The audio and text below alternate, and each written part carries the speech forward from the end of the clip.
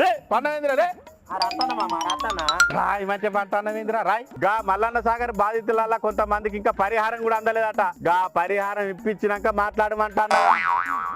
రాయరా నువ్వు రాయ్. అట్లనే ఊరుకో 10 మంది తెలంగాణ ఉద్యమంలో పాల్గొన్నప్పుడు ఎకరాల కొద్ది భూములు అమ్ముకొని వాళ్ళు ఇప్పుడు బజార్లు పట్టుకొని బికార్లై తిరుగుతాండ్రు. వీళ్ళు 10 ఏళ్ళ అధికారంలో ఉన్నప్పుడు దోసుకున్న డబ్బులకెళ్ళి గాళ్లకు మనిషికో ఇంత ఇచ్చి ఆదుకోమ్మాను. వీళ్ళు అధికారంలో ఉన్నప్పుడు ఎవ్వల బతుకులైతే ఆగం చేసిండ్రో గాళ్లను ఆదుకున్నాక మైకుల ముందడికి వచ్చి సంసారి మాటలు శుద్ధ పూస లెక్క మాట్లాడమని గప్పుడు ఒప్పుకుంటా.